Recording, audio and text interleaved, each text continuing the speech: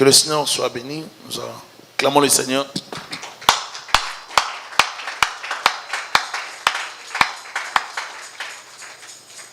Amen. Est-ce que vous avez aimé le temps dans la présence du Seigneur? Amen. Vous savez, à chaque fois que nous demandons la présence de Dieu, c'est très bien parce que l'Esprit de Dieu nous remplit toujours et les ténèbres se dissipent. Les diables ne supportent pas ça. Amen. J'ai suivi hier un témoignage d'une personne d'une jeune fille qui était dans la sorcellerie. Elle expliquait comment est-ce qu'elle n'arrivait pas à travailler. Une jeune fille, entre 19 et 21 ans. Elle expliquait qui est née en Occident, pas en Afrique. Elle expliquait comment est-ce qu'elle n'arrivait pas à contrôler les gens qui avaient la vie de prière. La vie de prière, ma soeur, mon frère, vous ne savez pas ce que ça fait. Dieu ne nous informe pas de beaucoup de choses qui se passent dans le monde spirituel. Mais je peux vous garantir qu'il se passe des choses. Ne négligez pas ça. Elle explique ce qu'elle a pu faire, comment est-ce qu'elle a tué des gens, beaucoup de choses. Mais je vois en tout ça la puissance de Dieu. Comment est-ce qu'elle ne pouvait pas toucher les enfants de Dieu. C'est lui qui prie réellement, qui a Christ Jésus comme son Seigneur et son Sauveur dans son esprit, ne sera jamais terrassé par le mal. Ne sera jamais terrassé par le diable. Peu importe la malédiction, peu importe la sorcellerie, les démons ne peuvent pas te tuer. Si tu marches avec Dieu, ils ne pourront rien te faire. Amen. L'évangile donne la vérité. Et j'aimerais te garantir que tu as la protection de Dieu lui-même. Les anges sont autour de toi. Dieu ne peut jamais t'abandonner si tu restes intègre dans la vérité. Amen. Philippiens 3, c'est le verset qui nous intéresse. Je peux commencer au verset 1er. Au reste, mes frères, réjouissez-vous dans le Seigneur. Je ne me lasse point de vous écrire les mêmes choses. Et pour vous, cela est salutaire. Prenez garde aux chiens. Prenez garde aux mauvais ouvriers. Prenez garde aux faux circoncis. Car les circoncis, c'est nous qui rendons à Dieu notre culte par l'Esprit de Dieu, qui nous glorifions en Jésus-Christ et qui ne mettons point notre confiance en la chair. Prenez garde aux chiens, prenez garde aux mauvais ouvriers. Aujourd'hui, nous allons parler des mauvais ouvriers. Prenez garde aux mauvais ouvriers. La fois passée, j'avais parlé de prenez garde aux chiens. Amen. Nous allons parler de ça. Il s'est introduit dans l'église du Seigneur des choses qui n'ont rien à voir avec la Bible et des pratiques occultes et des pratiques qui n'ont rien à voir avec, n'est-ce pas, les bons sens chrétiens. Mais ce sont des choses qui sont bien habillées, bien présentées. Et des fois, on s'appuie sur des versets bibliques. C'est vraiment l'heure de la vigilance. C'est l'heure dans laquelle le peuple de Dieu doit se réveiller et manifester beaucoup plus de prudence. J'ai suivi un homme de Dieu qui a écrit des livres que plusieurs personnes lisent et que plusieurs personnes parmi nous, je crois, ont. Mais qui n'arrivait pas à se prononcer clairement contre la position de certaines églises appuyant le mariage homosexuel. C'est grave. C'est vraiment grave, je vous dis. Connu par tout le monde. Une grande église, comme on appelle méga church. Mais il n'arrive pas. Je l'ai suivi hier, vers 2h, j'étais très en colère. J'étais vraiment en colère de voir qu'il y a des hommes de Dieu qui peuvent trahir Dieu comme ça à cause de l'argent. Il ne veut pas se prononcer dans une émission parce que ça passe sur une grande chaîne. Il ne veut pas perdre le public.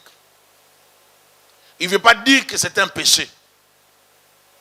Il dit que s'ils choisissent l'air courant, c'est normal, c'est leur choix, il ne peut rien faire. Mais on ne veut pas s'appuyer sur ce que la Bible dit. Que la Bible dit des choses comme ça sont condamnables. Et ce genre de pratiques n'attirent pas la faveur de Dieu. Ces gens n'entreront pas dans le royaume des cieux. Un homme de Dieu normal doit se prononcer par rapport à ça. Amen.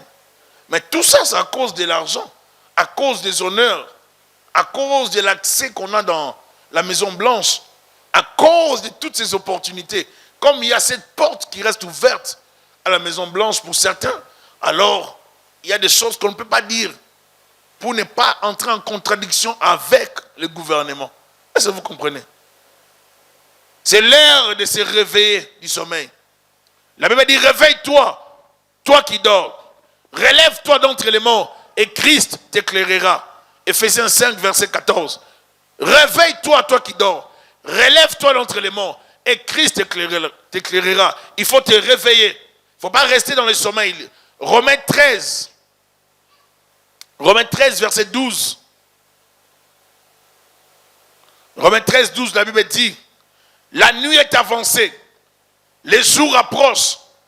Dépouillons-nous donc des œuvres des ténèbres et revêtons les armes de la lumière. La nuit est avancée, les jours approchent. Dépouillons-nous donc des œuvres des ténèbres. Donc, on peut être chrétien et avoir des œuvres des ténèbres. L'apôtre Paul ne s'adresse pas aux païens ici. La lettre n'est pas adressée aux païens. La lettre est adressée aux chrétiens. Amen. Il dit, dépouillons-nous. Donc, il se met dans le sac. Il dit, dépouillons-nous, nous, église, nous, chrétiens. Donc, des œuvres des ténèbres. Revêtons les armes de la lumière. Quelles sont les œuvres des ténèbres? Il y en a plusieurs. Donc, on peut comprendre par ces versets que les chrétiens peuvent aussi vivre dans les œuvres des ténèbres. Il y en a plusieurs. La vie du péché, sous toutes ses formes, c'est les œuvres des ténèbres. Et nous ne devons pas vivre dedans. Dépouillons-nous. C'est dépouiller, c'est vider, c'est débarrasser. Les jours approchent. Les jours du Seigneur approchent. Nous devons quitter la vie du péché. Amen. Ici, l'apôtre s'attaque, ou se lance dans une attaque virulente, soulignée par le triple impératif. Ici, il dit, prenez garde. Lorsqu'il répète ça 3 fois, il dit, prenez garde aux siens, prenez garde aux mauvais ouvriers, prenez garde aux faux circoncis. En fait, il parle de la même situation. Prenez garde aux chiens, aux mauvais ouvriers, aux faux circoncis. On avait expliqué l'autre fois sur les chiens. Et aujourd'hui, nous continuons sur les mauvais ouvriers. On ne peut pas servir Dieu avec une mauvaise vie à côté. Lorsqu'on dit qu'on est chrétien, serviteur de Dieu, servant de Dieu, ou chrétienne, c'est un chrétien, on ne peut pas avoir deux vies. À l'église, j'ai ma vie de l'église. En dehors de l'église, j'ai une vie qui n'a rien à voir avec l'église. Non. On n'a qu'une seule vie. Les pasteurs qui te prêchent doivent être les mêmes pasteurs qui vivent avec sa femme en étant réglo. C'est ça la vie chrétienne. Je ne peux pas être ici à l'église un pasteur, à la maison je suis un boxeur. Ça ne marche pas. On ne peut pas être ici à l'église pasteur, en même temps à la maison, je me saoule tellement avec de l'alcool, ce n'est pas normal. Donc, ce qu'on prêche, ça doit être aussi conforme à ce qu'on vit. On ne peut pas avoir deux vies. Si je chante pour Dieu, ça doit être aussi ma vie à l'extérieur. Si j'édifie les gens par la musique, par des chants, à la maison, je dois aussi vivre comme ça. Le triple avertissement est exprimé ici dans un langage vigoureux avec la répétition du verbe qui veut dire prenez garde, soyez avertis contre, en impératif trahissant le sérieux et l'importance de cet avertissement. L'apôtre met ici l'accent sur cet impératif pour dire vous devez prendre soin de veiller sur vous-même. Prenez garde, veillez sur les chiens, veillez sur les mauvais ouvriers. Restez vigilants face aux faux circoncis. Parce que dans l'église, tous ceux qui fréquentent l'église ne sont pas des chrétiens. Tous ceux qui se disent Seigneur, Seigneur, nous aimons te servir, ne sont pas forcément des chrétiens. Et tous ceux qui servent Dieu ne sont pas aussi tous des serviteurs de Dieu. Il y a des serviteurs de Dieu et des serviteurs de ventre.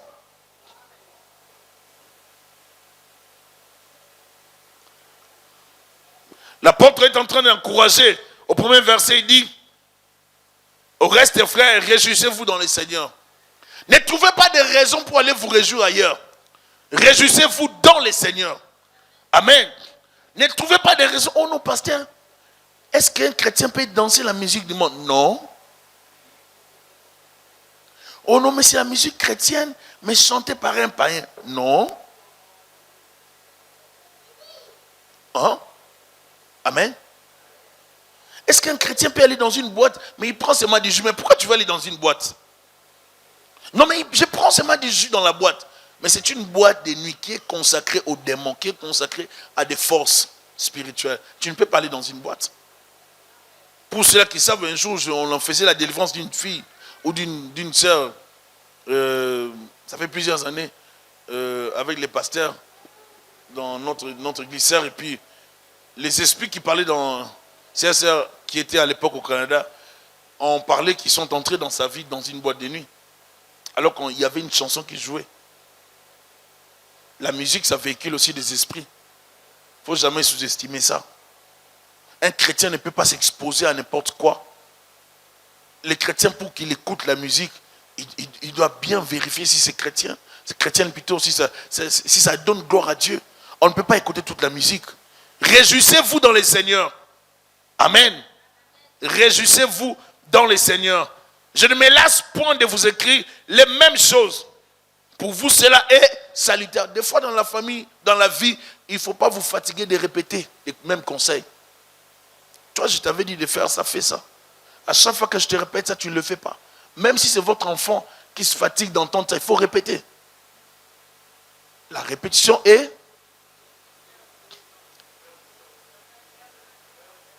C'est ça. Ça, c'est ce qu'on dit dans le monde, la mère de la science. Il faut répéter, n'est-ce pas? Il ne faut pas vous lasser de répéter les mêmes choses. Et surtout si ce sont de bonnes choses. Et l'apôtre, si vous lisez ici dans Philippiens, même dans les autres épîtres, il en parle toujours.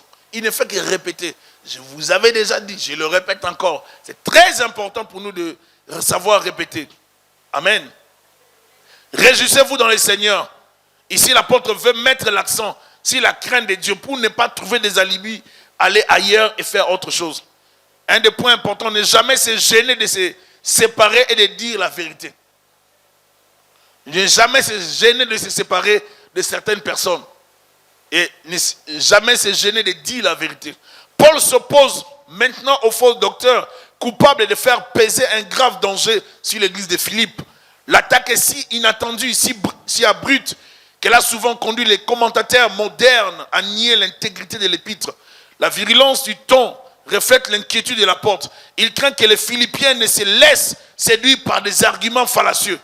Alors que dans la section précédente, il les exhortait à tenir ferme contre les persécuteurs extérieurs de l'église. Si vous lisez dans le premier chapitre, il était en train de les exhorter. Si vous lisez dans le deuxième chapitre, il parle de l'unité et il parle de l'humilité. Présentant la Christologie de Jésus-Christ. Il va présenter Jésus-Christ qui était venu comme un simple homme et puis que Dieu va élever plus tard. Du verset 5 au verset 12, deuxième chapitre. L'apôtre est en train de nous montrer ici qu'il faut savoir faire son choix. Il faut savoir se séparer de certaines personnes. Ne vous gênez pas de dire la vérité. Ces gens étaient dans l'église. Et l'apôtre était informé de leur conduite. Il ne s'est pas gêné d'écrire, de se prononcer. Il faut dans la vie savoir perdre certaines relations pour Dieu. Amen. Ne vous gênez pas de les perdre.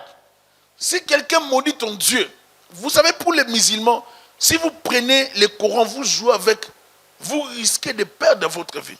Pour les musulmans. Mais pour les chrétiens, si vous déchirez la Bible, ils vont dire, ah, Dieu va te comprendre. Que Dieu s'occupe de toi. Oui, c'est bien, il faut dire ça. Je suis d'accord qu'il faut dire ça. Mais nous nous cachons aussi derrière ça. On peut aussi revendiquer le respect de notre livre sacré. N'est-ce pas? On peut aussi revendiquer le respect, n'est-ce pas, des choses de Dieu. Dire qu'il ne faut pas toucher à ma Bible, à la parole de mon Dieu. Ne jamais se gêner de se séparer de mauvaises personnes. Des gens qui te poussent vers de fausses doctrines. La doctrine de Balaam, la doctrine du péché. Des gens qui te poussent vers l'égarement, qui t'attirent dans le péché. Il ne faut pas se gêner de se séparer. Si des amis t'attirent dans le péché, ne te gêne pas de dire la vérité. Alléluia. Amen. Il ne faut pas se gêner. L'apôtre ici ne s'est pas gêné, il dit, prenez garde aux chiens. Vous savez, c'est le langage de l'apôtre Paul. Si on pouvait l'utiliser dans l'église d'aujourd'hui avec les gens qui analysent bien les termes et la valeur des mots, on pouvait interpréter ça sévèrement. Comment est-ce qu'il peut dire? Il nous écrit, prenez garde aux chiens. Qui est chien ici? Vous êtes d'accord, non? C'est tous les gens qui réfléchissent beaucoup. Qui est chien ici? Paul, qu'est-ce qu'il veut montrer? Paul, qu'est-ce qu'il croit? Lui, Paul, là, qu'est-ce qu'il croit? On peut même commencer à manquer de respect à Paul. Mais Paul a écrit. Il sait qu'il est un apôtre.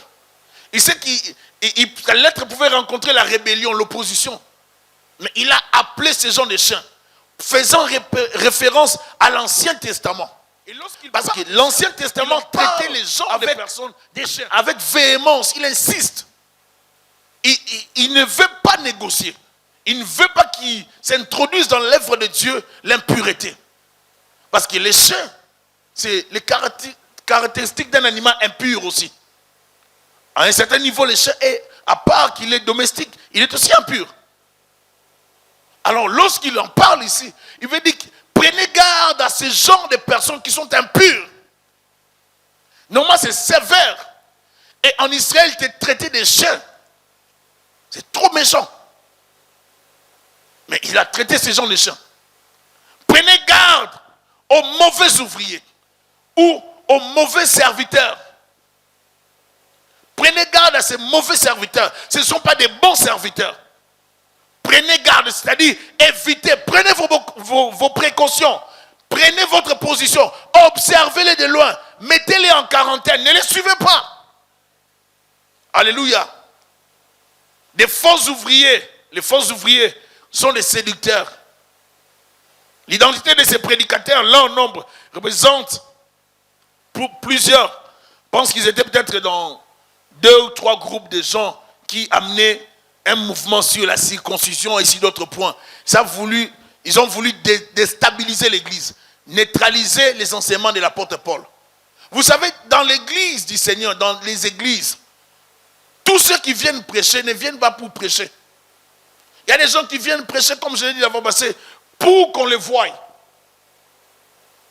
Il y a d'autres qui viennent prêcher pour édifier les gens, sans aucune intention qu'on le voie. Il y a d'autres qui viennent prêcher pour, pas seulement qu'on le voie, mais c'est pour attirer les gens vers eux. Est-ce que vous me suivez? À chaque fois que l'église, vous recevez quelqu'un qui vient prêcher dans votre église, il ne vient pas toujours prêcher pour prêcher. J'ai vu dans ma vie chrétienne des prédicateurs prêcher dans les églises, et les mêmes prédicateurs se contredisent par rapport à ce qu'ils disaient. J'ai vu des prédicateurs venir prêcher, dire, ah, moi je suis venu, moi je suis dans cette église. Ah, le Seigneur va faire des choses dans cette église. Je suis là, je vais vous aider. Les mêmes prédicateurs qui a fait des choses, qui a déclaré des choses dans votre église, c'est le même prédicateur qui a commencé à créer un petit feu dans l'église pour sortir des 4-10 personnes et bâtir notre église. Moi je ne pense pas que ce sont des valeurs chrétiennes. Si on a un appel et il faut bâtir l'église, il ne faut pas bâtir dans des problèmes. Il faut bâtir dans la paix. Il faut être clair. On a un jour reçu un prédicateur, je dois le dire. Il est venu, oh non, moi Dieu m'a dit que je dois faire 2 ans avant de bâtir l'église. Nous on a dit c'est bon, il n'y a pas de problème. Le jour que les 2 ans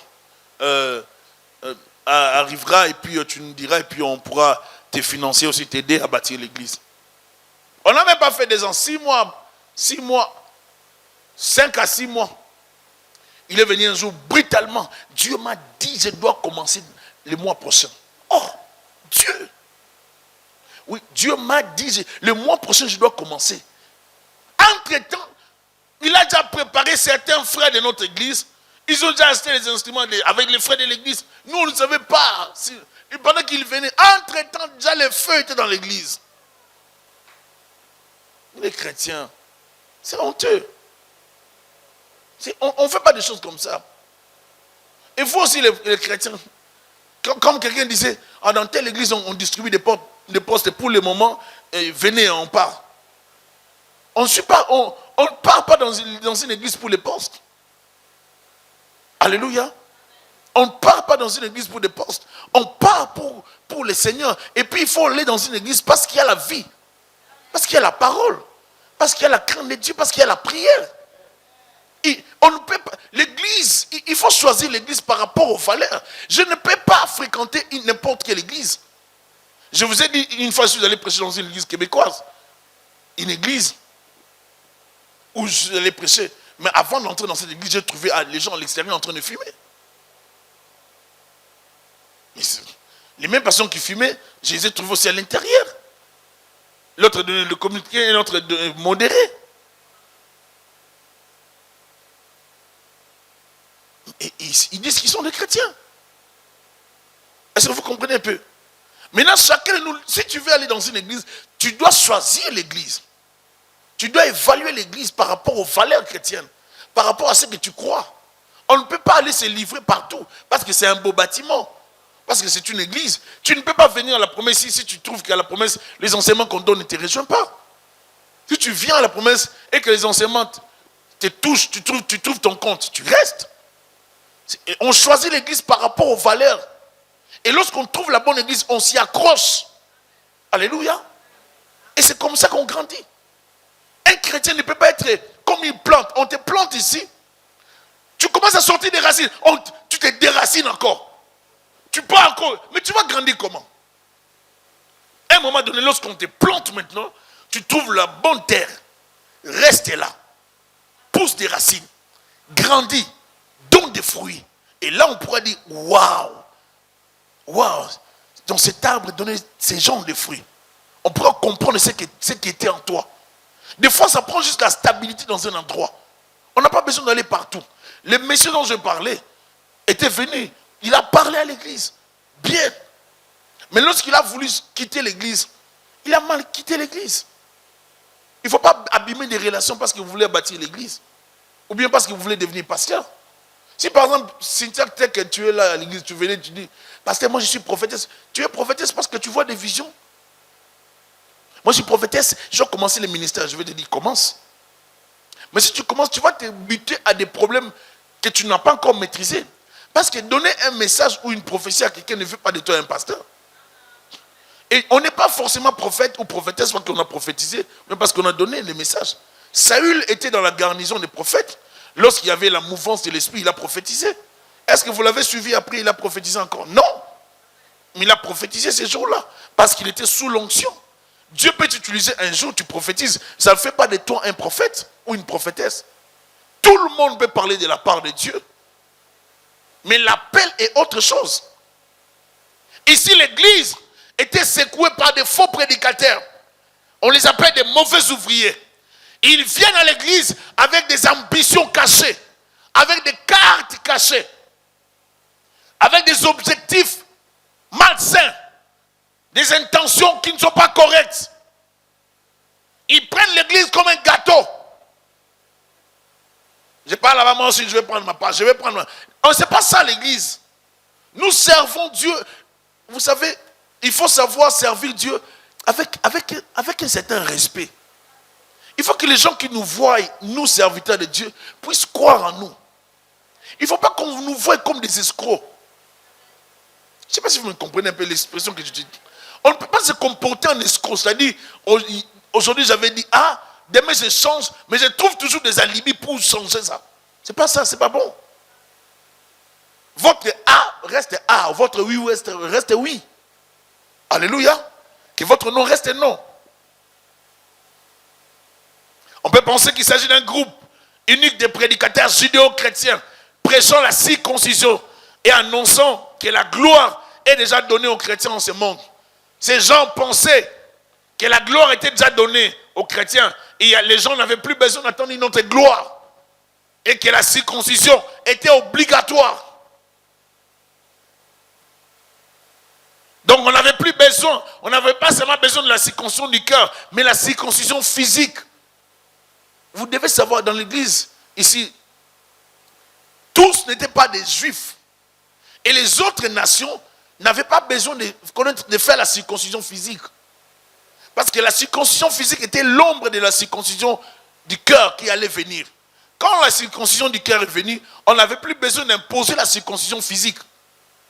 Mais si quelqu'un voulait la circoncision physique, c'était à lui de faire ça. C'était dans la liberté. Maintenant, les juifs qui se répandaient partout voulait imposer le judaïsme partout. Vous voyez, c'est entrer en contradiction avec l'évolution de la parole, avec l'interprétation qu'avait l'apôtre Pierre, l'apôtre Paul, les disciples de Jésus-Christ. Ça entrait en contradiction, en conflit au fait. Et l'apôtre va riposter pour dire, mais non, on ne peut pas imposer aux païens, aux nations, la circoncision physique. C'était donné à Abraham comme signe d'alliance, d'appartenance à Dieu. Maintenant, Christ est venu. Christ n'est pas venu pour rien. Il est venu circoncire nos cœurs. Alléluia. Si quelqu'un veut le faire, il va le faire dans sa liberté. Paul répond aux arguments des faux docteurs par son exemple personnel. Il dit sa vie même est la négation de leur enseignement. Puisqu'il a renoncé à mettre sa confiance en la chair pour marcher sur l'esprit au prix de la souffrance. En même temps, il est amené à réfléchir sur la foi chrétienne et à définir plus finement ce qu'est la connaissance du Christ Jésus-Christ. Face au Seigneur, plus rien n'a d'importance. Lui seul suffit. Le reste est vanité. L'apôtre Paul va dire, les choses qui avaient pour moi de la valeur, je les néglige aujourd'hui à cause de l'excellence de la connaissance de Jésus-Christ. Je ne peux plus m'accrocher à ces choses. Ces lois, ces choses du passé. Il dit, mais ces choses qui étaient pour moi des gains, je les ai regardées comme une perte à cause de Christ. Et même je regarde toutes choses comme une perte à cause de l'excellence de la connaissance de Jésus-Christ, mon Seigneur, pour lesquels j'ai renoncé à tout. Je le regarde comme de la boue, afin de gagner Christ. Philippiens toujours 3, verset 7. Les faux ouvriers travaillent pour leur image. Ils veillent sur leurs images. Les monts chiens étaient un terme de mépris en Orient. Les chiens étant des bêtes errantes et malfaisantes, toujours à l'affût de quelque nourriture, attaquant parfois même les hommes. Dans Psaume 22, verset 17, on en parle, verset 17, verset 21. Traiter quelqu'un de chien était une insulte grave. 1 Samuel 17, verset 43, même si on ne projette pas les versets, mais je donne quand même. 2 Rois 8, verset 13. Les Juifs réservaient généralement cette appellation injurieuse aux païens.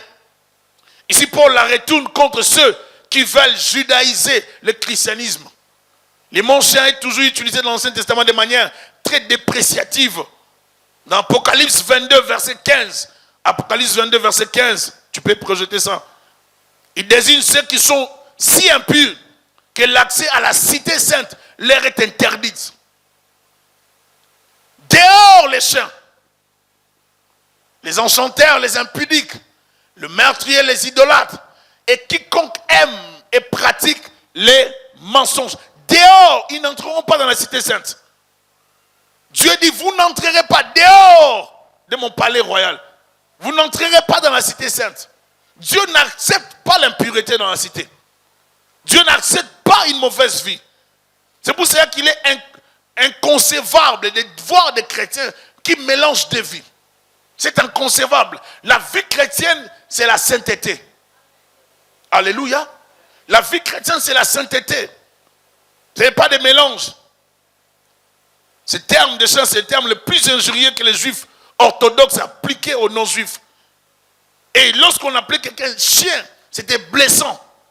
C'était pour dire, tu es impur.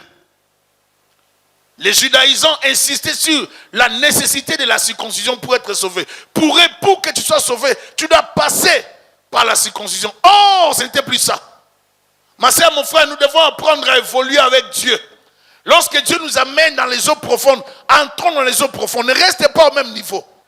Alléluia. Il faut chercher à grandir avec Dieu. Évoluer avec Dieu.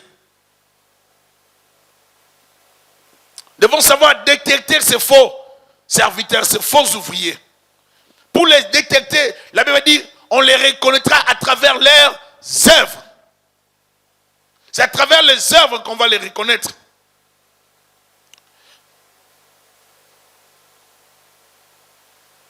Matthieu 7, verset 15. Matthieu 7, verset 15. J'aimerais dire, on va les reconnaître à travers leurs œuvres. Hein? On va les reconnaître aussi à travers leurs fruits. Vous voyez? On va les reconnaître à travers leurs soucis de paraître. Vous allez les reconnaître à travers cet élément d'orgueil. Vous allez les reconnaître à travers l'esprit des divisés, des diviseurs. L'esprit, l'amour des honneurs. Ils aiment les honneurs. Vous allez les reconnaître à travers l'amour des titres, la titrologie. Vous allez les reconnaître à travers l'amour des premières places. Vous allez les reconnaître. Comment toi tu viens dans une église, tu souffles aux gens des choses comme si... Bon, suis-moi un peu, on va parler à côté, j'ai des choses à te dire. Non. Ça c'est de l'humiliation, c'est l'esprit des voleurs. Un homme de Dieu ne se comporte pas comme ça. Suis-moi, j'ai des choses à te dire. Dieu m'a parlé à côté, mais viens, je vais te dire. Non, c'est pas comme ça. Dis des choses clairement. Si Dieu doit parler, ne cache pas. Alléluia. C'est comme dans une église. Un frère joue au prophète dans l'église et il donne des prophéties aux gens à côté. Mais ça crée un désordre. Le pasteur l'a appelé, il a dit, frère, toi tu es prophète depuis quand? Moi je ne savais pas. Oh non, mais Dieu me parle des fois. Le pasteur lui a dit, Dieu te parle, oui. Mais comment il arrive que tu parles aux gens sans que moi je ne sache que tu étais prophète? Et tu donnes des messages aux gens à l'église. Ça tombe toujours sur la tête. Et maintenant, s'il y avait un problème, parce que tout si dans une église, il y a un problème, un frère fait une bêtise, des gens se battent, on va dire, ah, il y a ce pasteur-là qui est là. Là-bas, c'est pas sérieux. Donc, c'est toujours le nom du pasteur qui sera terni à cause de toi. Des fois, les gens quittent les églises. Ça n'a rien à voir avec les pasteurs titulaires. Mais ce sont des problèmes qui se passent dans les églises. Des fois, il y a des conflits parmi les enfants de Dieu. Et que des pasteurs ignorent. Mais tout ça va se diriger toujours sur les pasteurs. Il faut nous épargner de certaines choses. Nous ne voulons pas des ministères cachés à la promesse. On n'en veut pas. On veut des ministères clairs. Si on ne t'a pas reconnu, si tu vois quelqu'un qui vient te dire des choses, alors que moi je ne les reconnais pas ici, viens me les dire. Viens me les dire rapidement. Je dois les voir rapidement aussi. Tu me vois rapidement, moi aussi je le vois rapidement. On en parle. Alléluia. Si on ne t'a pas reconnu les ministères dans un endroit, ne l'exerce pas. Parce que si tu l'exerces, tu fais une violation. Et que cette violation, c'est l'esprit de la rébellion. Tu veux créer un problème dans l'église. La plupart du temps, les chrétiens veulent créer des problèmes dans l'église au lieu de les créer ailleurs. Je dis toujours ici, je le répète, si quelqu'un croit qu'il a un ministère, il faut le dire. Et qu'on découvre ton ministère. Alléluia. Mais dans une église, il y a toujours un processus. Si tu veux faire le ministère et qu'on ne te reconnaît pas en ce moment-là dans le ministère, tu veux le faire et tu te précipites, va le faire ailleurs. Va le faire ailleurs. Il y a beaucoup de salles, il y a des gens dans la ville. Gagne les gens, commence le ministère. Alléluia. C'est très important, je l'ai dit. Alléluia. Ma joie aujourd'hui à la promesse serait de voir tel frère devenir serviteur, telle sœur devenir servante. Et c'est ça ma joie. Notre joie, c'est de savoir que telle personne était comme ça, Dieu l'a amené à tel niveau. Alléluia. Vous savez, quand vous travaillez avec vos enfants, vous êtes à l'aise. Hein? Quelqu'un peut dire Amen. Amen. Si aujourd'hui je voyais Nelly prêcher, servir Dieu, je serais aussi content. Alléluia. Si aujourd'hui nous avons des jeunes prédicateurs dans l'église, des prédicatrices, des jeunes prédicateurs qui prêchent l'évangile, qui servent Dieu dans la crainte de Dieu, ça dit moi aussi j'ai confiance en vous. Je peux savoir que je suis tranquille, vous faites vos réunions, vous êtes aussi sérieux. Vous interdisez les péchés, vous êtes réglo. Mais nous aussi, c'est la gloire de Dieu. Ça nous rassure aussi. Alléluia. Il faut savoir assumer des responsabilités. Les pasteurs ne peuvent pas être partout. Ici, Paul était emprisonné. Il ne pouvait pas être là. L'église ne peut pas rester toujours dépendante du pasteur. À un moment donné, l'église a besoin de tout le monde. Mais vous devez grandir. Et vous devez aussi être des protecteurs de votre église. Le grand problème de cette église, c'est qu'il y avait un vent impétueux qui avait soufflé. Mais il fallait qu'il y ait une réaction d'un apôtre. Mais il fallait que les gens qui étaient à l'intérieur réagissent aussi. Si vous voyez un comportement qui n'a rien à voir avec l'esprit de votre église, réagissez. Ne laissez personne mettre le feu dans votre maison. Ne laissez personne mettre le feu dans votre église. Ne laissez personne mettre le feu là où vous habitez, là où vous construisez. Vous n'avez pas besoin de ça. Alléluia. Protégez ce que vous êtes en train de bâtir. Protégez votre foi. Si je vois quelqu'un qui vient dans l'église avec un esprit, je vais dire non, ici, chez nous, par exemple, on ne nous a jamais appris ça. Nous ne fonctionnons pas dans les conflits. Nous ne fonctionnons pas dans les critiques. Oh non, mais le frère Claude là, est-ce qu'il est capable de... Non, non, non, c'est lui le responsable. Nous fonctionnons dans le respect. Comme c'est lui, c'est lui. Alléluia. Est-ce qu'on peut dire amen? Nous fonctionnons comme ça. Nous ne fonctionnons pas au nom. Dans la jeunesse, comment les frères allaient? J'ai dit, c'est lui. Alléluia. Nous devons apprendre à respecter les gens. L'église fonctionne dans l'unité, dans l'amour. Si l'autre fait un travail, il faut l'apprécier là où il fait, là où il est. Et si nous allons bâtir une église forte, vous voulez aller de l'avant, prenez garde aux mauvais ouvriers. Quel est le rôle des mauvais ouvriers? Ils viennent pour diviser. Ils viennent pour commencer à dire, ah mais elle ne mérite pas ça. La sœur là que vous avez mis au social, elle ne mérite pas ça. La sœur là que vous avez mis à laquelle elle mérite. Mais toi, tout le monde n'est pas correct. Un homme de Dieu est arrivé dans une église. Il voit tout le monde pécheur. Oh, j'ai dit, vraiment. Je lui ai dit, mais toi, est-ce que toi tu es parfait? Le jour que je l'ai pris, j'ai dit, on va parler nous deux. Tu es pasteur, c'est bon, moi aussi je suis pasteur. On doit parler. Donne-moi les arguments que toi tu avances. Bien aimé, parce qu'il y a des choses que je ne peux pas dire en public. J'ai dit, dis-moi la vérité aujourd'hui, nous sommes nous deux. Parce que je vois que tu as parlé en public. Mais maintenant qu'on est ensemble, je veux que tu parles devant moi. Je m'étais bien arrangé pour qu'on se voie. J'ai dit, maintenant parle avec moi. On est à deux, nous deux. Parle, dis-moi, quand tu parles comme ça des gens, est-ce que tu trouves ça biblique? La télévision nous trompe. Les caméras trompent plusieurs personnes. Si vous êtes devant les micros ou devant les caméras, faites attention à ce que vous êtes en train de dire. Vous n'avez pas besoin d'attaquer votre frère. Si votre frère a péché, allez le voir en privé. Vous n'avez pas besoin de publier ça en public. Est-ce que vous comprenez? Il y a une procédure. Il faut respecter les gens. Les gens peuvent avoir des faiblesses. Il ne faut pas tuer les gens en public. Il faut savoir parler aux gens. L'évangile n'est pas là pour massacrer les chrétiens. L'évangile est là pour fortifier les gens. Lorsque quelqu'un tombe, on les soutient, on l'amène de l'avant. Ce n'est pas pour les tuer. Est-ce que je me fais comprendre? Alléluia. Les mauvais ouvriers viennent pour créer le feu. Vous êtes là à l'accueil. Ah, moi je trouve que la Sœur Grâce ne fait pas bien les programmes. Hein. Moi je ne supporte pas les programmes. Maintenant, on te largue une phrase, on te laisse. Toi, maintenant, dans la naïveté, tu prends la phrase. Ah, nous on a fait 5 ans ici avec elle. Oh, quelle souffrance dans l'accueil. Tu commences à parler. La même personne qui prend maintenant tes phrases, ton rapport là, va rapporter ça encore ailleurs. Et puis ça va se répandre. Des fois dans la vie, ne tombez pas dans la naïveté, dans ces erreurs là. Amen. Vous n'avez pas besoin de parler beaucoup. Si vous trouvez des remarques dans un département, dans une équipe, intervenez, parlez, donnez vos conseils. Les mauvais ouvriers, ce sont des gens qui viennent pour détruire.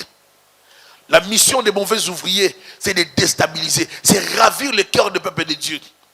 C'est diriger pour vivre les honneurs. Ils veulent vivre les honneurs. Si vous voyez quelqu'un qui vient, qui est à l'église tout le temps, qui est... Moi, vraiment, les versets que le pasteur a donnés, moi, je pouvais expliquer ça comme ça. Ce sont des gens des orgueilleux. Et des orgueilleux, ils passeront leur temps à critiquer. C'est normal. Un orgueilleux et un insatisfait passera son temps qu'à voir des erreurs. Il va toujours montrer que la sœur là qui a prêché aujourd'hui, elle ne pouvait pas prêcher. Moi, si j'avais la sœur aujourd'hui, j'avais des choses à dire. Ça, c'est ça les orgueilleux. On n'a pas besoin de ça. Dans l'église, il faut vivre dans l'humilité. Les faux ouvriers, ce sont des gens qui divisent. Ils ne veulent pas voir les gens rester ensemble, travailler dans la communion, dans l'unité. Ils veulent détruire les autres. Ils veulent se faire passer pour des plus saints que les autres. Ils veulent diviser les familles, diviser les gens, salir l'image des véritables serviteurs de Dieu, salir les autres. Comme je disais une fois, il y a des gens qui font leur bêtise pour que ça salisse vos vies. Il va faire une bêtise qui va vous salir. Est-ce qu'il y a une race de mauvais ouvriers qui n'ont plus honte de pécher? Est-ce que vous comprenez? C'est-à-dire qu'ils sont courageux par rapport au péché. Ils ont un courage démoniaque. S'il veut pécher, il va pécher. Et même si vous apprenez, il va dire, est-ce que je suis le premier? Et il pêche comme ça, mais si tu es proche de lui, ça va te coller. Est-ce que vous comprenez? Prenez garde aux mauvais ouvriers. Tous ceux qui viennent dans l'église ne sont pas forcément des chrétiens. Si vous marchez avec quelqu'un dans l'église, vous fonctionnez avec une sœur, un frère dans l'église, et qui commence à vous pousser aux critiques, aux murmures, et qui vous pousse à perdre votre foi, déconnectez-vous. Vous n'avez pas besoin de ça. Vous avez besoin de quelqu'un qui vous édifie. Vous avez besoin de quelqu'un qui vous aide à marcher dans la foi, à continuer à servir Dieu. La vie chrétienne, ce n'est pas facile. Les diables ne combattent pas les démons. Les diables ne combattent pas ces anges. Ils combattent les chrétiens. Les diables veulent faire du mal à Dieu. Et qu'est-ce qu'il veut faire? Il veut faire souffrir le cœur de Dieu en attaquant ses enfants que nous sommes. Il veut nous pousser à pécher. Plus nous allons pécher, plus Dieu va souffrir. La douleur sera dans le cœur de Dieu. Dieu aura mal. Pourquoi mes enfants font ça alors que j'ai tout donné? C'est ce que le diable fait. À chaque fois que tu pêches, qu'est-ce que la Bible dit? C'est comme si tu es en train de remettre Christ sur la croix. Parce que le péché attriste l'esprit de Dieu. Le péché blesse Dieu. Dieu ne veut pas de la vie du péché. Toute vie qui t'attire dans le péché, ça ne favorise pas la gloire de Dieu dans ta vie. Et ça fait mal à Dieu. Et Dieu s'étonne de voir certaines personnes qui sont matures ou bien qui ont fait des années dans la vie chrétienne demeurer dans certains péchés, demeurer dans certaines mauvaises choses. À un moment donné dans la vie chrétienne, nous devons grandir, changer de niveau, changer de langage, changer la façon de vivre, marcher dans la vérité, marcher loin des mensonges. Vous avez lu tout à l'heure avec moi dans l'Apocalypse. Les chiens, les impudiques, les menteurs, toutes ces personnes n'entreront pas dans la cité de Dieu. Il faut savoir marcher correctement devant le Seigneur. Il y a des faux ouvriers. Ils veulent attirer le peuple de Dieu par des miracles et les prophéties. Ils utilisent la Bible et non les noms de Jésus-Christ pour commettre des abominations afin de déstabiliser la foi d'un plus grand nombre. J'ai suivi hier un témoignage d'un monsieur qui expliquait comment est-ce qu'il s'était arrangé avec un homme de Dieu pour se faire passer comme un paralytique. Et on lui avait promis un montant d'argent. Et ce qui est rétable, le montant c'était $100. Et ça fait qu'on ne lui a même pas remis ces $100. Alors il s'est fâché. Il a dit, je te dénonce. Comme tu ne m'as pas remis mes $100, je te dénonce. Vous voyez jusqu'où l'église arrive. Hein? Vous voyez comment l'église est en train de s'égarer. Donc quelqu'un qui met des affiches, une grande croisade. Les gens ont vu les paralytiques marcher, mais ce n'était pas un paralytique. C'était un arrangement. Vous voyez jusqu'où nous sommes prêts. Nous voulons aider Dieu dans les mensonges. Quand Dieu ne le fait pas, nous créons des choses. Et des fois, nous regardons le peuple de Dieu. Je regarde des fois les chrétiens, je dis, la naïveté dans beaucoup de chrétiens. Vous savez, des fois, lorsque vous dites la vérité, les gens qui ne comprennent pas, si vous avez la lenteur dans le discernement des esprits, vous allez dire que la personne qui vous dit la vérité, qui vous donne la vérité, est un jaloux. Si je te dis, fais attention à cette personne, je ne te parle pas beaucoup, tu vas dire, ah, le pasteur Simon, il est jaloux, il pense que celui-là, il a mis. Non, non, non, c'est pas ça. Le ministère, servir Dieu, il y a des principes qu'on ne peut pas violer. Un serviteur de Dieu n'est pas une star. Je ne sais pas si les chrétiens me comprennent quand je parle de ça. Un pasteur n'est pas un musicien mondain. Un pasteur ne peut pas se comporter en Michael Jackson. Est-ce que vous me comprenez? Un pasteur, c'est un serviteur. Je ne dois pas me comporter comme quelqu'un qui veut me montrer mes habits. Dieu est dans les détails. Est-ce que tu peux dire cette phrase? Dieu me suit même dans ce que je fais. Dieu est dans les détails. Mon problème, ce n'est pas de me... Je n'ai pas besoin de me maquiller pour me faire... Je n'ai pas besoin de ça. Un pasteur doit être un homme simple et humble. Mais il ne doit pas aussi vivre comme dans la médiocrité. C'est-à-dire, comme je suis serviteur de Dieu, comme à l'époque on disait, ils ont fait le vœu de la pauvreté. Je n'ai pas fait le vœu de la pauvreté. Qui a fait le vœu de la pauvreté ici? Qui veut vivre pauvre? Moi, je n'ai pas fait le vœu de la pauvreté. Je ne veux pas de pauvreté dans ma vie. Alors, vous n'arrivez pas à dire amen. Moi, je ne veux pas de ça. Je n'ai pas fait le vœu de la pauvreté. Je veux vivre bien. Parce que c'est cet évangile qu'on avait amené à un certain moment dans certains pays d'Afrique. Mais on n'a pas fait ces vœux-là. Mais un pasteur ne peut pas se comporter en star. Il ne peut pas se comporter. Un pasteur, je disais avec mon frère, pasteur fidèle, un jour, pasteur fidèle a dit à un serviteur, il a dit, toi, tu traînes avec des sœurs comme ça, pourquoi? Oh non, mais sont mes filles, hein, ça. Pasteur fidèle a dit, non, non. On ne traîne pas comme ça tout le temps. À chaque fois que je te vois, tu es toujours avec des sœurs, groupe de sœurs. Tu viens, groupe de sœurs. Tu es toujours avec des sœurs. Oh, on ne sait pas Dieu comme ça. Oh, je peux parler avec mes sœurs, il n'y a pas de problème. Je peux parler avec mes sœurs. Il peut arriver qu'on se parle, il peut arriver qu'on se retrouve quelque part dans une conférence. Oui, je peux être accompagné, oui. Mais je ne peux pas être tout le temps avec les sœurs, tout le temps avec les sœurs. Est-ce qu'on peut dire amen? Vous savez qu'il y a des principes de vie d'un consacré. Un homme de Dieu est un consacré. C'est un mis à part. C'est quelqu'un qui doit vivre en aparté. Il doit avoir la discipline. Tu ne peux pas te retrouver tout le temps avec des sœurs, tout le temps avec des sœurs, tout le temps avec des filles, tout le temps. Non, non, non, non, non. Oh, non, c'est un danger. Qu'est-ce que tu veux? On ne vit pas la vie chrétienne comme ça. Un homme de Dieu, tout le temps des blagues, tout le temps. Là-bas, des sœurs. À gauche, des sœurs. À droite, des sœurs. Mais non, mon frère. On ne vit pas comme ça la vie chrétienne. Il doit avoir quand même des principes de discipline. Toi aussi, la sœur. Tu ne peux pas tout le temps te retrouver qu'avec des hommes, qu'avec des hommes, qu'avec des hommes. Les sorties comme ça avec des hommes. Sorties comme ça avec... Il y a de ces choses qu'il ne faut pas faire. Alléluia. La vie chrétienne, c'est une image. C'est une vie exemplaire. Une vie en retrait. Une vie de consécration. Les mauvais ouvriers amènent une mauvaise sémence. Diviser. Influencer les gens dans le mal. Manipuler les gens. Séduire les gens par des pratiques. Par des mensonges. Comme je disais, une fois je parlais d'un homme de Dieu qui a fait des choses. Je me rappelle en Afrique, j'étais en Afrique à l'époque. Et j'ai dit aux jeunes que j'encadrais, je leur ai dit, ça c'est un comédien. Ils ne m'ont pas cru. J'ai dit, c'est monsieur, c'est un comédien. J'avais 20 ans. J'avais déjà grandi dans les choses de Dieu. J'ai prêché, je connaissais bien les ministères. Je leur ai dit, écoutez, je vous l'ai dit, il n'est pas sérieux. Vous me donnerez raison. Ils m'ont présenté un autre. Ils m'ont dit, oh, celui-là, il est terrible. Il vient d'arriver, il vient de tel. J'ai dit, ça va. Ils ont insisté. Ils allaient souvent les samedis dans ces activités. J'ai dit, bon. Tellement qu'ils avaient insisté, moi je les encadrais. J'ai dit, bon, on va aller. Je suis allé avec eux. Ils m'ont dit, waouh, ce type-là, il coule l'onction. J'ai dit, waouh, il y avait l'onction qui coulait. Il y avait l'onction, Dieu. Waouh. Mais l'onction ne vient pas avec la manipulation. Vous savez, si vous ne savez pas la manipulation, moi je suis dans le ministère, je n'ai grandi que dans ça.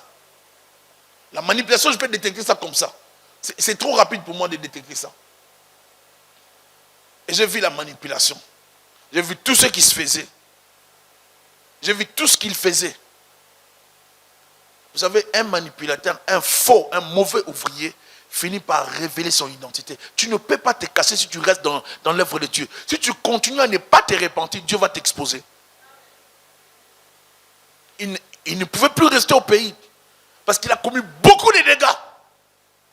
Trop de problèmes. Ici, il a escroqué l'argent. Ici, il a fait là-bas. Ici, il a... Trop de problèmes. Il y a des choses qu'il ne faut pas faire. Ne tremblez pas devant les miracles. Un chrétien ne tremble pas devant les spectaculaires. Des chrétiens d'aujourd'hui qui sont fragiles. Lorsqu'ils veulent faire tomber des gens ne veut rien dire. J'ai vu en 94, on priait pour des gens. Et j'ai prié, on a fait une croisade. On a prié pour des gens. Je ne peux pas oublier. J'ai prié même pour un garçon, le Saint-Esprit l'a prié. J'ai prié pour des gens, il y avait beaucoup de gens en terre, des démoniaques, des sorciers, des magiciens. On a prié pour des gens. Ces jours-là, on avait, je crois, 2 magiciens qui ont abandonné la magie avec les fétiches. Je ne peux pas, 95, 94 par là, je ne peux pas oublier ce qui s'est passé ces jours-là. On a prié pour un garçon. Il est tombé. Les intercesseurs ont prié aussi pour lui. On l'ont pris. L'ont emmené dans la salle d'intercession. Après, les mêmes garçons, comme c'était en public, pour nous défier, pour nous dire arrêtez vos histoires, il a pris la cigarette. Juste là où il y avait la croisade. Et il filmait là. Il dit regardez, des humiliations. Tomber ne veut rien dire. Est-ce que vous êtes là? Tomber ne veut rien dire.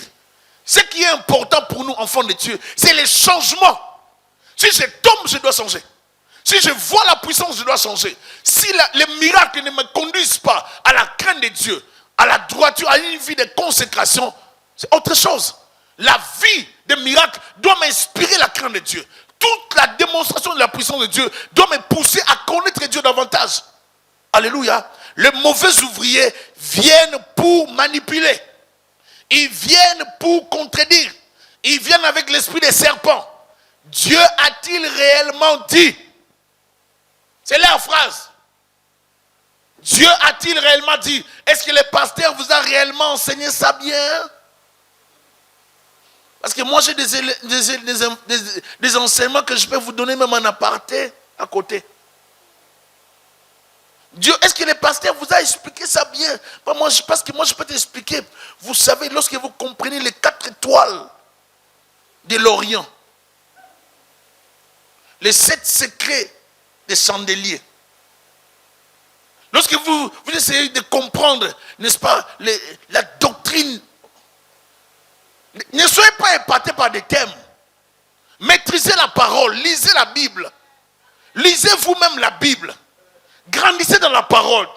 Si quelqu'un vient vous dire des choses et que cela ne se trouve pas dans la Bible, ne l'acceptez pas. Ma mère avait posé la question à un pasteur. Mais toi, tu nous fais faire ces pratiques-là toutefois. Moi, je n'ai pas vu ça dans la Bible.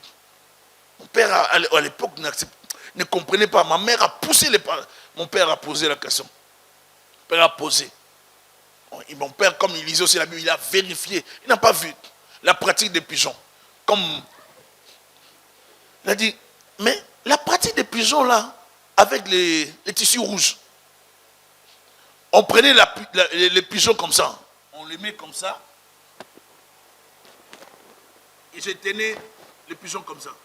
Donc quand tu tiens comme ça, tu vas voir la tête, ça va seulement bouger. Tu ne vas rien forcer. Lui va seulement commencer à prier. Le pasteur là, dès qu'il commence à prier, vous changez tous les rideaux du salon en rouge. Et lui commence à prier seulement. Dès qu'il commence à prier, le pigeon va seulement faire la tête comme ça et puis il meurt. Tu ne forces pas. Et ça, c'était comme ça. Ce sont les choses de protection. Et puis il faut préparer les pigeons là rapidement. Il ne faut pas... Et vous allez manger ça, il faut bien manger ça selon les instructions qu'on vous donne. Vous voyez là où les églises nous amènent?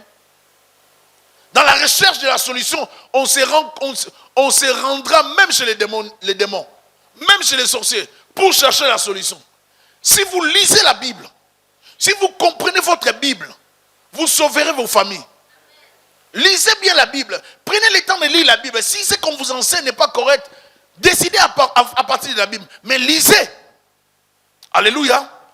Prenez garde aux mauvais ouvriers. Ils aiment contredire les bons et véritables serviteurs de Dieu. En les amenant dans les pistes et les disputes, ils aiment contredire les enseignements. Ils aiment salir les autres. Ils sont contre les serviteurs de Dieu qui ont une bonne image et qui restent intègres. Ils sont prêts à piéger les autres. Je vous ai dit l'autre fois, le ministère a plusieurs réalités. On piège même les serviteurs de Dieu. Nous sommes dans une époque où on peut te piéger, te créer des problèmes, même pour te salir, de l'intérieur comme de l'extérieur.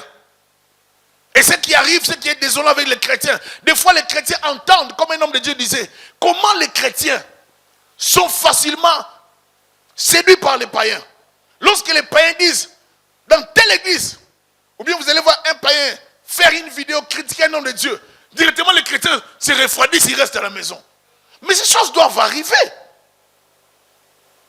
Est-ce que vous me comprenez? Mais ça doit arriver.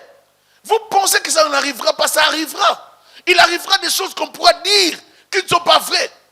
Quelqu'un peut prendre votre image et trafiquer votre image. Quelqu'un peut vous salir à partir d'une photo. Il y a, lors de mon ordination, le frère Serge prenait des photos. Il m'a dit, pasteur, j'ai pris des photos, mais il y a des photos que je ne peux pas publier. Sinon, les gens peuvent trafiquer ces photos et dire des choses là-dessus. Il dit, ah bon, ça va. Si tu as trouvé que ces photos n'étaient pas correctes. Il dit, la façon dont je les ai prises, j'ai trouvé que ce n'était pas correct. J'ai éliminé plusieurs photos. Amen. Il faut savoir que le mal peut venir. Mais lorsqu'on dira du mal de vous, qu'on ne vous trouve pas dedans. Marchez dans la crainte de Dieu. Les gens qui critiqueront seront toujours là. Les gens qui viendront pour dire, ah non, telle sœur là, ah cette sœur là n'est pas une chrétienne. On peut salir ton image, mais ne sois pas dedans. On peut salir votre image, salir votre église. Ne soyez pas dedans. Marchez dans la vérité. Marchez dans l'intégrité, loin du péché. Les mauvais ouvriers sont des destructeurs, sont des manipulateurs, sont des séducteurs, sont des diviseurs, sont des gens qui viennent s'aimer les désordres. Et les mauvais ouvriers, il faut les mettre hors d'état de nuire. Est-ce que je me fais comprendre? Les mauvais ouvriers, prenez garde aux mauvais ouvriers. Ils ne viennent pas pour amener la paix. Ils amènent la division. Ils amènent les désordres. Ils amènent des murmures. Ils amènent des critiques. Ils amènent les désordres. Ils amènent une vie qui n'a rien à voir avec votre vie. Dans chaque milieu ecclésiastique, il y a une façon de vivre. Dans chaque église, dans chaque famille, il y a une façon de vivre. Si dans votre famille, les gens ne se battent pas et que quelqu'un venait dans votre famille, une cousine, une nièce, un cousin, venez dans votre famille et amenez l'esprit de combat, de batailles inutiles, vous allez comprendre que ce n'est pas l'esprit de votre famille. Vous êtes d'accord avec moi? Il ne faut pas accepter ce qui n'a rien à voir avec vous. Il ne faut pas accepter des habitudes qui n'ont rien à voir avec votre esprit, qui n'ont rien à voir avec votre église. Oh non, nous, vous savez, dans notre église, on nous a permis, hein, on peut aller dans de fêtes, des boîtes, on peut danser la musique, on peut bien parler de ça en français, tout ça, comme je le dis toujours. Mais si ce n'est pas dans la Bible, ne suivez pas.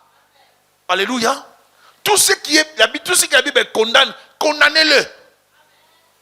J'aimerais dire aux chrétiens, soyez découragés pour parler de Christ. Ne soyez pas des mauvais ouvriers. Hier, je suis allé dans la voiture, j'ai vu les féticheurs, consultants, marabouts. Ils ont déposé même des cartes sur ma voiture. Ça m'a vraiment dérangé. J'ai pris ça, j'ai dit non, je vais vous montrer ça à l'église. Il dit, il n'échoue pas. Il dit, moi, si vous voulez la chance, les mariages, beaucoup de choses, il vend bien son message. Il dit, moi, je n'échoue pas. Venez tester, vous allez voir. Mais les chrétiens, pour servir Dieu, pour avoir le courage, le marabout n'a pas peur de la voiture du pasteur. Il vient, il dépose. Ça m'a vraiment mis en colère. Je me suis dit, oh, donc les marabouts ont déplacé ces gens pour venir mettre cette carte justement sur ma voiture. Vous voyez un peu comment le monde est. Et nous les chrétiens, pour servir Dieu, nous hésitons. J'aimerais vous encourager à servir Dieu. Soyons des bons serviteurs, soyons des bons ouvriers. Servons Dieu avec amour, avec passion, avec détermination. Ils ne se gênent pas, ils traversent des avenues. Ils déposent des cartes partout. Ils savent qu'il y a des gens qui ont des problèmes. Vous avez des problèmes de couple, problèmes de soucis, ainsi de suite. Vous voulez contrôler votre femme, vous voulez contrôler votre mari, venez. C'est ce qu'il dit. Vous voyez comment ces gens-là véhiculent leur message. Et nous les chrétiens, nous devons nous lever pour l'évangile.